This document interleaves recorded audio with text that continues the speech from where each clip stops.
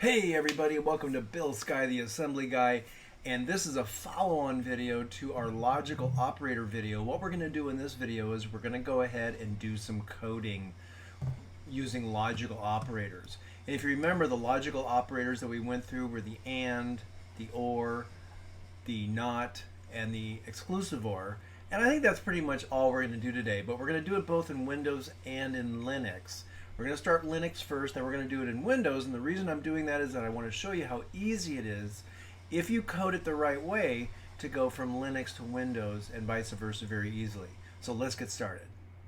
Alright, so let's get now the other thing we're going to do today is I'm going to show you how to use the Komenetsky function libraries quite a bit. Instead of debugging, we're going to be printing things out on the screen.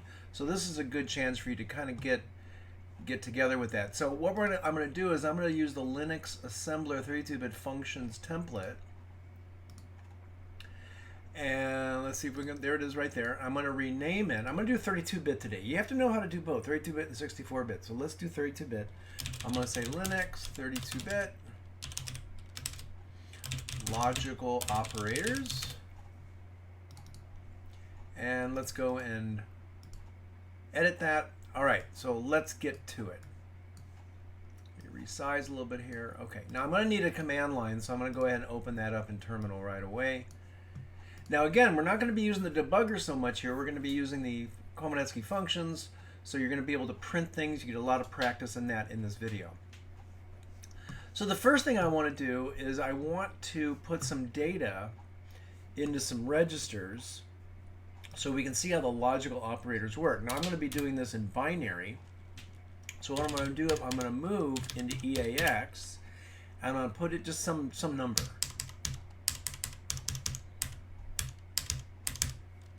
And put a B at the end. Now let's see how many bits this is. 1, 2, 3, 4, 5, 6, 7, 8, 9, 10, 11, 12. Okay, so we're filling up half of EAX. We're putting in 16 bits. We could add even more, but we're going to put in 16 bits here. So it's just going to be AX. It's going to be the lower half. And then what I want to move into EBX, and I'm going to put all zeros. So we're going to test the AND, I believe, first. So what we want to do is we want to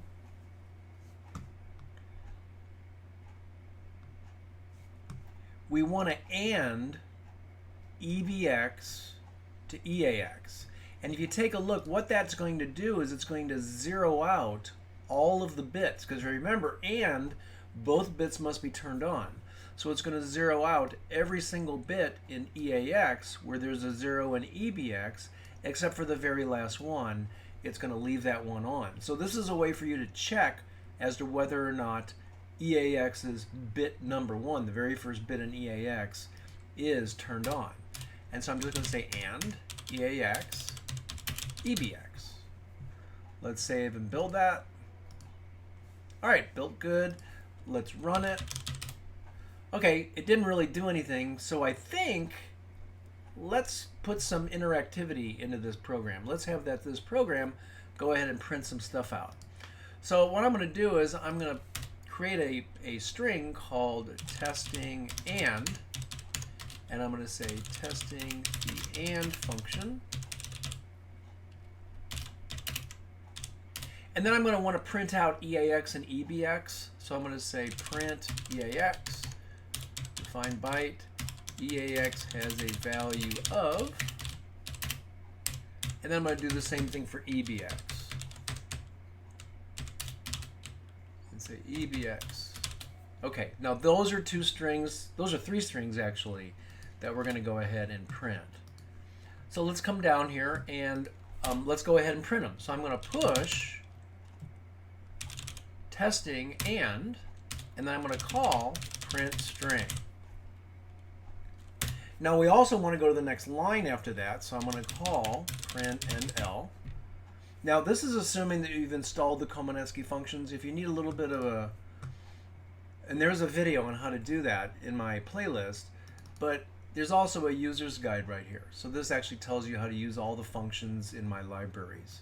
So that's why I use templates so much. I actually had a viewer on YouTube ask me, why do you use templates? And that's why, because I'm able to include a lot of stuff. The make files are there. So good question.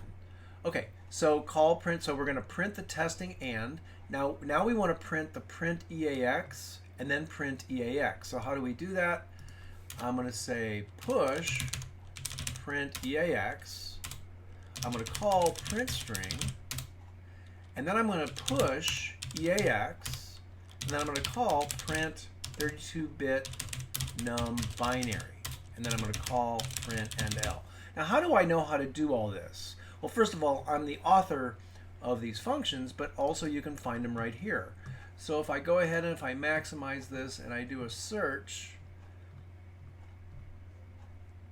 so I'm going to Control F, print string. There we go. It's on page 6. And there's the application programmer's interface description. It tells you what it is. It shows you an example down here and how to call the function. So I think it's pretty well documented. I think there might be some mistakes in there. So if any of you find any mistakes, let me know as a comment on the video. Also, print 32-bit num binary. Oh, there it is right there. Found it right away. And it shows that to print that value, you have to push it. And if it's 32-bit, you just push. And if I'm just pushing a register, no problem. And then I call print 64-bit num binary or print 32-bit num binary. So that's how you do that. So the user's guide is there. You can see it anytime you want. Now let's go ahead and save and build this. Okay, looks like I've got something. Oh, I forgot the capital P. All right, let's run it. Okay, we got some more functionality here. So welcome to my program. I'm testing the AND function. AIX has a value of that, or EAX has a value of that. All right, cool. So let's go ahead now and let's print EBX. Copy and pasting here. Let's save and build it. Let's run it. All right, this is looking a lot better. All right, now, one thing that my print 32-bit and print 64-bit number binary functions do not do is they do not print preceding zeros. So I'm thinking about updating those, maybe not updating those, but actually creating a new function, something called print 32-bit num binary all bits or something like that. And so you have to kind of imagine that there's a bunch of zeros to the left of this one. There's 16 zeros to the left of that binary number. So, you know, a little bit of imagination until I get those updated. And, you know, by the time you saw this video, maybe they're already updated, so just try them out. Okay, so we printed those two numbers. Now we're going to do the AND. And now we're going to print EAX to see the result. So I'm just going to copy that. And after the AND, I'm just going to print it again. Not too difficult. Oh, got to build it first. Okay, here we go. So, as we're testing the EAX function, we want to print EAX before the AND. There's EBX before the AND. And now here's EAX after the AND. And why? Because every single bit that had a number 1 in it in EAX before the AND, because we ANDed it. Is that right grammatic? I don't know. Before, so then when we ANDed it, we had all the zeros in front of the 1. So those zeros overtook the 1s in EAX because both must be a 1 for it to be a 1. So that's why. So we just have a 1 there. So, boy, did a bunch there. Let's go ahead and now also notice that EAX was actually changed. It was actually modified. So that's what we call a destructive logical operator. So AND is a destructive logical operator. So it will actually modify the value of EAX. What if we wanted to find out if that first bit was turned on, but we didn't want to actually destroy EAX? Well, there's a couple of things that we could do. Before we actually do the AND, we could push EAX. Now, what is all this push stuff? Push is a way for you to save a register into the stack. Now we haven't talked about the stack yet. I think that might be the next video. But what it does is it pushes it onto the stack, you do the operation, and then you pop the stack. So that gets EAX back off the stack. Now the problem with that is it's not going to show a change to EAX.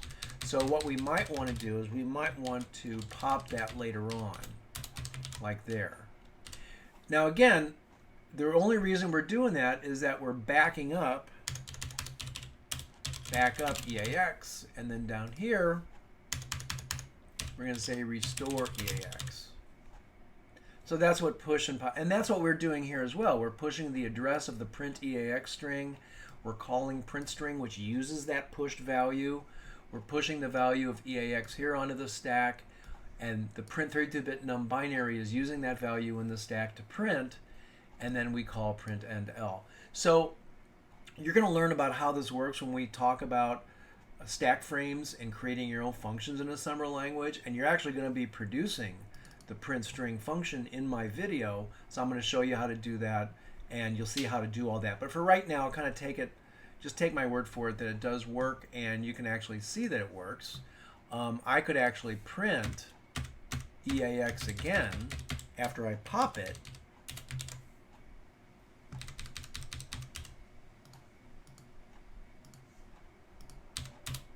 And you can see it recovered it off the stack.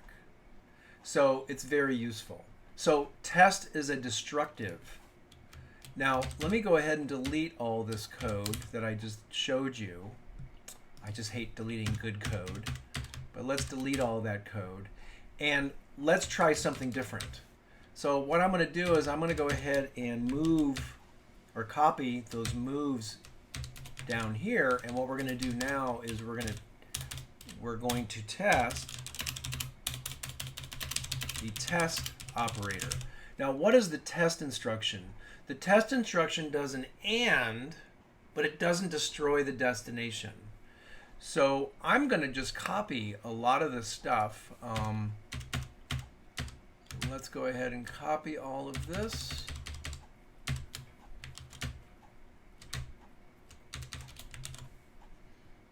Okay, we're going to test the test operator. Now what we want to do before we test the test operator, we want to actually print out that we're testing the test operator. So I'm going to go ahead, and we don't want to print testing and, so I'm going to say testing test. Now we haven't actually created that string yet, but I'm going to go ahead and do that. So it's called testing's test. And I'm going to come up here and say testing test, define byte, testing the test function. Or maybe operator would be better, but right now let's just stay with that. It's just text that we're printing out. Okay, I'm going to build this, make sure everything looks good.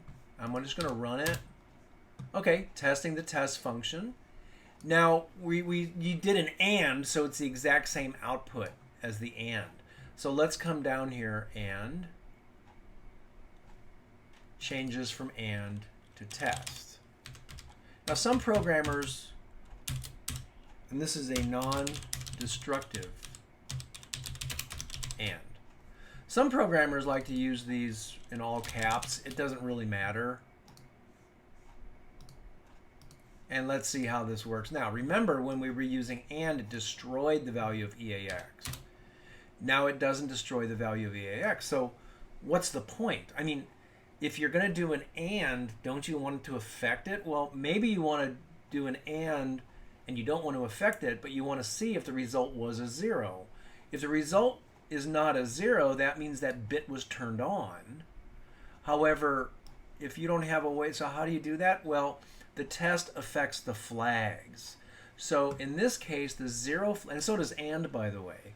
So in this case, the 0 flag would be turned off because the result of the AND was not 0. It was 1. And the same thing happens with test.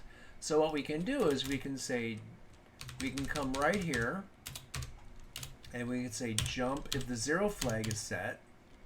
And we can say something like 0 is set. We can create a label there.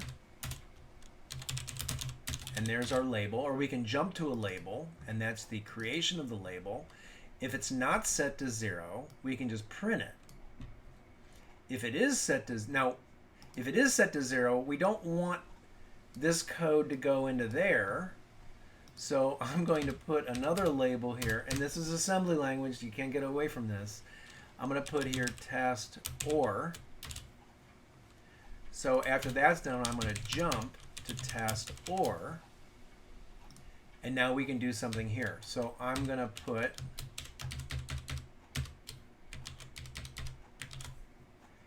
and I always like to indent things. Oops. Inside of labels, almost like they belong to that label. I'm going to print 0 flag set.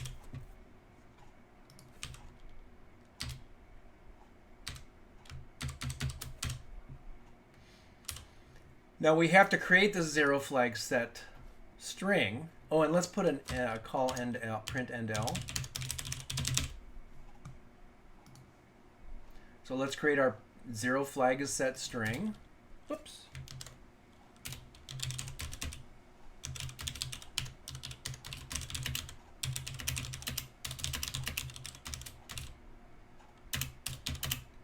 Notice how all of my strings are 0 terminated, null terminated at the end. Let's go ahead and build this. Okay, now let's run it. Well, it didn't say the 0 flag was set because the result of a test and an AND is 1. So it didn't set the 0 flag.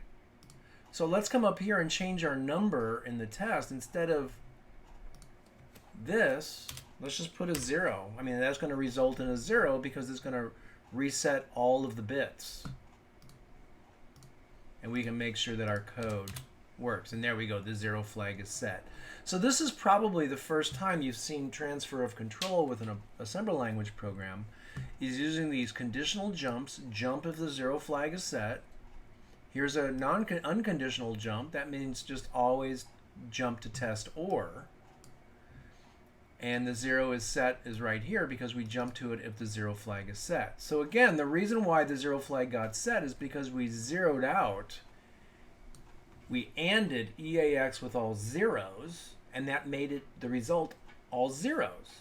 Now, it didn't actually modify EAX. We could actually print EAX on the 0 flag set, and you'll see that EAX is not equal to all zeros if the 0 flag is set. The 0 flag is set, but EAX still has its value. So test is a logical AND without the destruction of what an AND does. Now the next thing I would like to talk about is I would like to talk about ORs. How do we check, or how do we use the logical function OR? Now it's not much different than AND. I'm going to go here and I'm going to grab my two values. I'm going to go to the bottom of the program, and now we're going to be testing OR. Let's go ahead and print that we're testing OR. Now we don't actually have that there, so I'm going to say testing OR, define byte, OR function. Again, it's not really function, it's more operation, but let's go ahead and do that. Okay, so I'm going to say push testing OR, call print string, call print and L. Let's build it, do a lot of building. Okay, great. So it's getting ready to test the OR function right here. Now to make these things a little bit easier to see, you might want to do something like put a bunch of asterisks at the beginning. And again, that's just so you can see the delineation of your tests. So just to make it a little bit easier, I mean, you don't have to do that, but as you notice, you can now see where your tests are separated in your output. It's a little bit easier to see, a little bit visually easier to see. Okay, so I want to turn on every bit in EAX. So what I'm going to do is I'm going to OR EAX with 16 bits, 16 ones. Now this is only going to turn on all of the bits to the right, AX, because I'm really dealing with 16. If you wanted to deal with all 32 bits, we need to put 32 bits there. Let's do that and see what happens. So let's go ahead and print EAX and EBX. I'm just going to copy and paste from previous code. Then we're going to OR EAX, which is the destination, EBX is the source, and I'm going to print them again. Just copy and pasted, just print them again to see what the difference is. All right, we're going to go ahead and make it, and here we go. So we're testing the OR function. EAX has this value. Everything to the left of that most significant bit, that 1 on the far left of that number, everything to the left of that is a 0. EBX's value is 32 bits, all ones. We OR that with EAX, and look what it did. It turned on all of the bits. So if you want to turn on a bit, you would use OR with a 1. OR with a 0 does absolutely nothing. But OR with a 1 will turn on the bit if it's a 0. And with a 0, we'll turn off the bit. And with a 1, we'll only leave it on if the corresponding bit is also a 1. So 1 and 1 is 1. 1 and 0 is 1. 1 and 0 is 0. So there's our testing of the OR function. So let's go ahead now and test the XOR function. Testing XOR.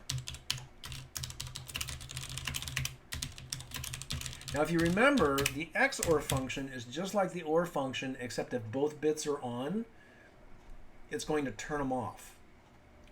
However, everything else about it works just like the OR function. Now I'm going to copy all of this. Oh, and one other thing, OR will set flags as well. So if the OR function results in a 0, then it'll turn on the 0 flag. If it results in something other than 0, it'll leave the 0 flag turned off. All right, so I just copied all that test OR code, and now I'm going to put a label here. I don't even know if we need this, but I put that there. And let's say testing XOR. Let's save and build. Now this is going to work like an OR, so the code... Okay, good. So we've got our testing OR, and we've got our testing XOR. So let's see how XOR works. Now let me see if I wanted... I'm going to put all these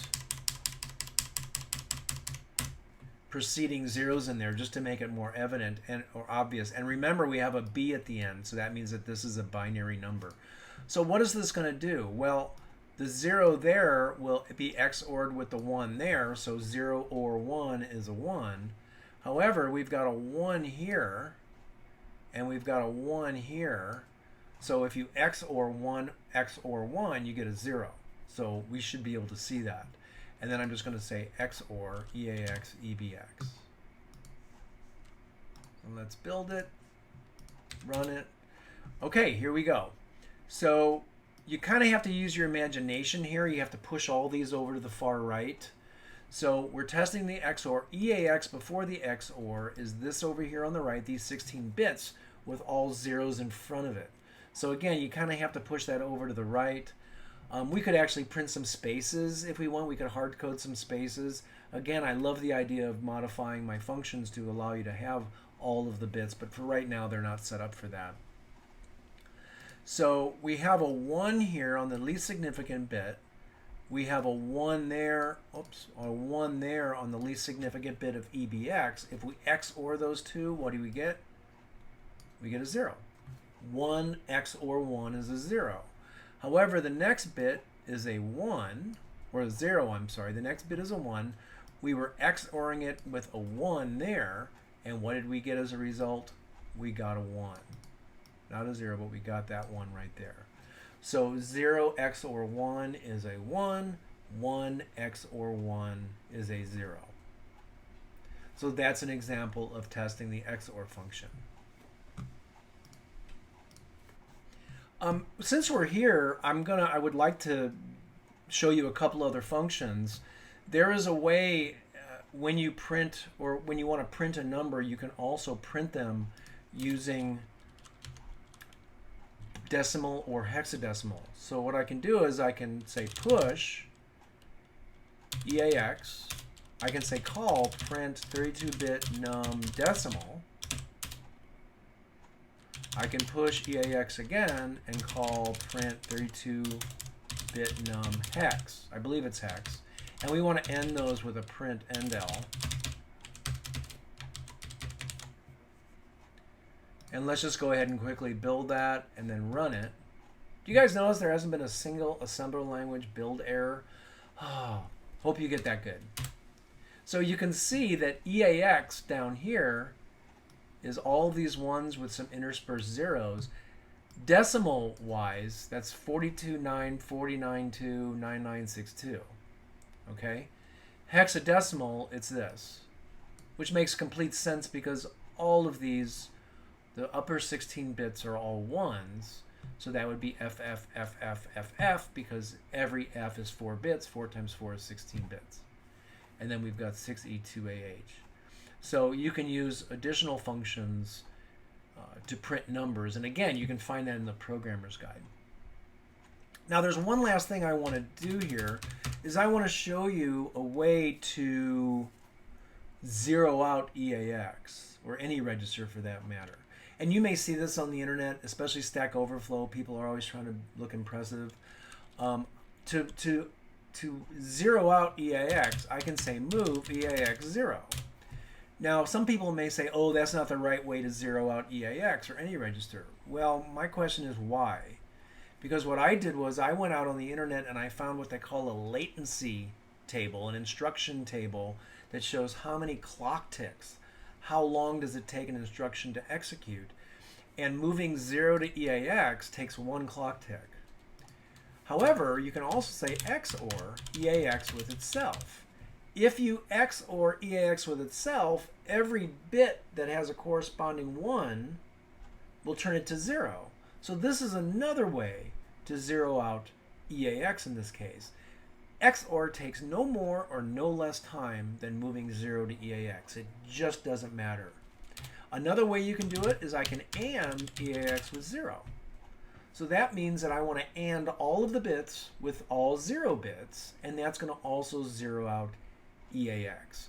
So I did look on the internet for this, and I could see no difference.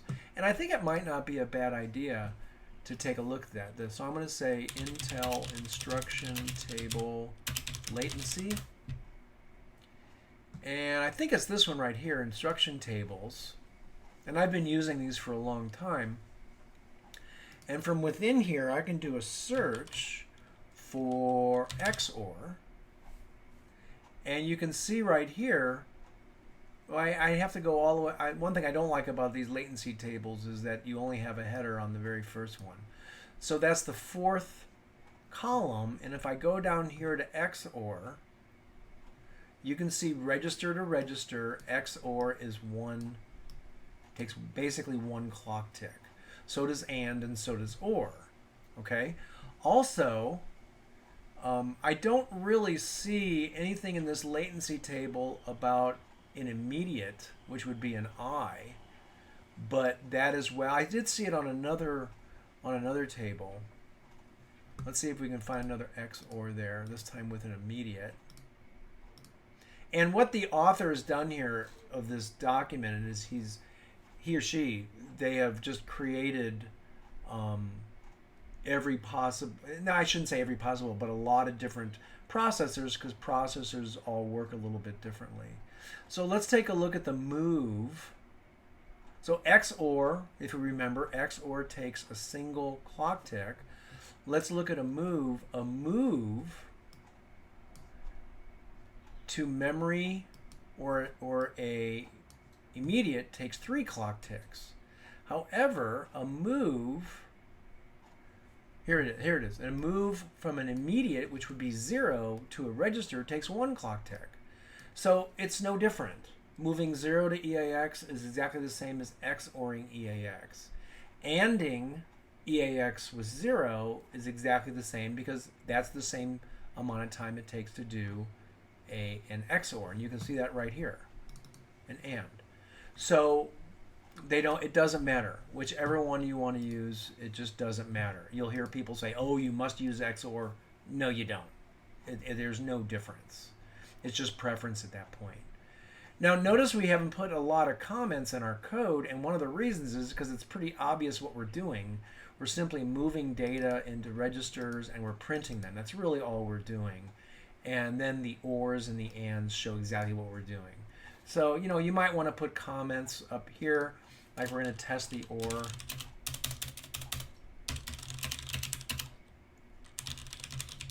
But it's pretty obvious what we're doing. Okay, so that's on Linux. Let's copy this now over to Windows, and you'll see how simple it is. We're back. We're going to take a look at Windows. I'm literally just going to copy the stuff from Linux that we just did into the Windows project. We're going to use the Komanetsky functions on Windows as well. It's going to be super easy, make a few changes, but it's a good exercise. So let's get going with this. So I've got Visual Studio up. I'm going to create a new project. Now I just installed the Komanetsky functions templates on my system here, so I'm going to pick all languages, all platforms, all project types, and it's up on top. Now if you've already used these templates, you may need to go all the way to the bottom of your listing to find them, just as the normal assembler templates that you might have had. But in my case, since I just installed them right before I started this video, they're there up on top. So I'm going to click Next. I'm going to give this a Windows 32-bit logical coding function. You can call it anything you want. You can call it X if you want. It doesn't matter. And we'll go ahead and create it. Now, what I'm going to do is I'm literally going to copy and paste from my Linux program. So I'm going to take a look at my source. It takes a couple of seconds for Visual Studio to get its act together here. Okay, there we go.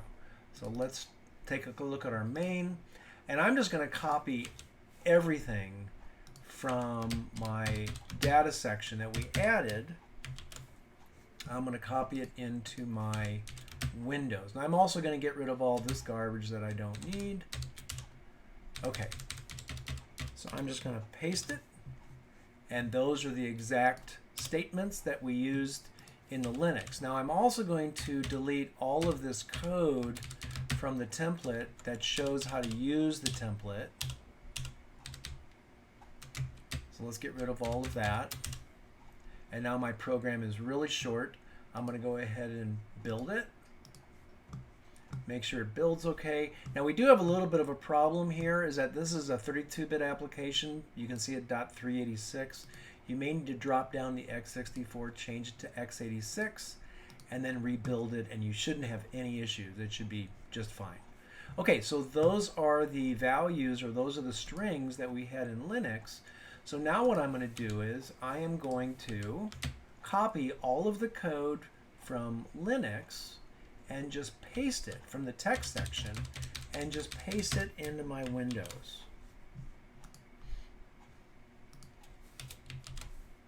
There's all of that code. Now if I were just to go ahead and build it right now, it actually wouldn't be, actually it may build. Let's just take a look. Let's see if it will build.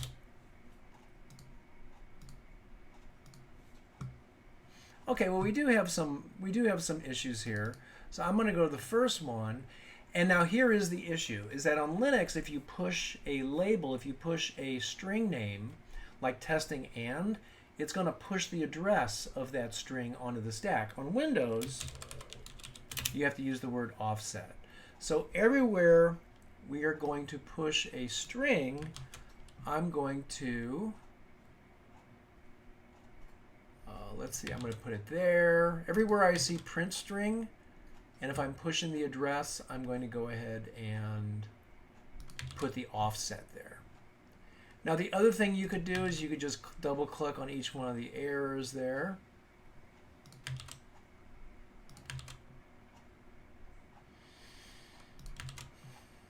Take a couple of seconds. There's another print string. There's another print string.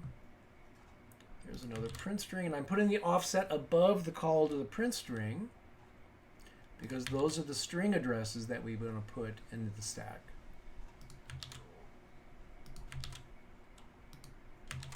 So you'd think that this is a lot, but actually this is nothing because it's just really, it's just the same thing, and it's just the differences between Linux and Windows.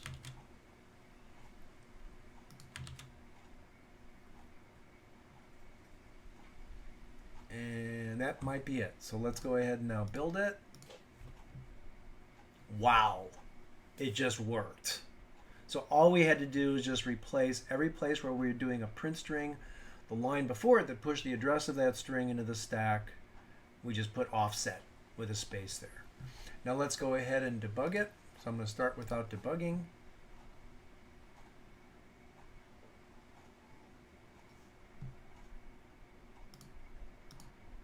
Not sure what's going on. The window might be behind. Yep, there it is. So there's our window. Holy Moses, it worked. So using the Komanetsky functions from the template on Windows is completely compatible with the Linux version. So you've got compatibility between those two. And it's exactly the same code because we used the define byte, because we used all of the Komanetsky function formats. It perfectly works on Windows as well.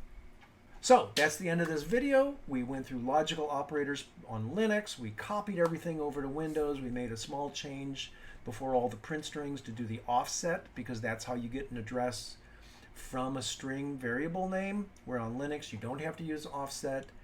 And you had compatibility across both operating systems. Totally cool. So hope to see you at the next video.